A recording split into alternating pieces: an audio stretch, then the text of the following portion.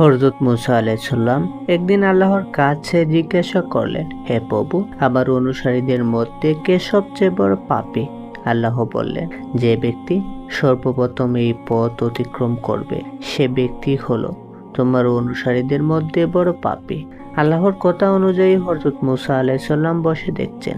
কিছুক্ষণ পর দেখলেন এক ব্যক্তি ছোট্ট একটি ছেলেকে কোলে করে পথ অতিক্রম করছেন। হযরত মুসা আলাইহিস সালাম বুঝে ফেললেন এই সে বড় পাপী। হযরত মুসা আলাইহিস সালাম আল্লাহকে বললেন, হে প্রভু, এখন আমাকে সবচেয়ে নেকি মানুষটিকে দেখান।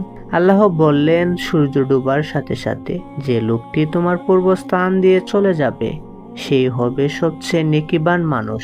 হযরত মুসা আলাইহিস সালাম সূর্য ডুবার বেশ আগে থেকে বসে রইলেন।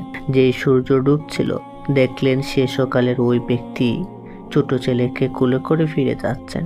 মুসা আলাইহিস সালাম হতভম্ব হয়ে আল্লাহকে জিজ্ঞাসা করলেন, প্রভু, একই ব্যক্তি মহাপাপী আবার মহানেকি?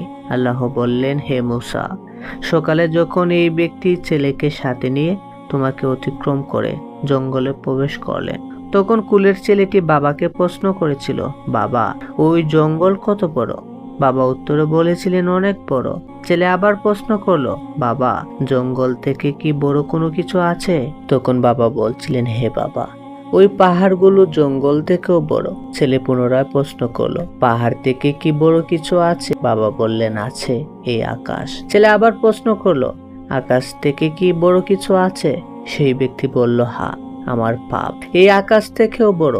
ছেলে বাবার এই উত্তর শুনে বলল, বাবা, তোমার পাপ থেকে বড় কি কোনো কিছু নেই? তখন বাবাটি চিৎকার দিয়ে ছেলেটিকে জড়িয়ে ধরে কাঁদতে কাঁদতে বলল, আমার পাপ থেকে অনেক অনেক বড় আমাদের আল্লাহর রহমত। হে মুসা, এই ব্যক্তির পাপের অনুভূতি ও অনুশোচনা আমার এতই পছন্দ হয়েছে যে সবচেয়ে পাপী ব্যক্তিকে সবচেয়ে নেককার ব্যক্তি বানিয়ে দিয়েছে। মনে রেখো, আমার শাস্তির হাত থেকে ক্ষমার হাত বহুগুণ বড়।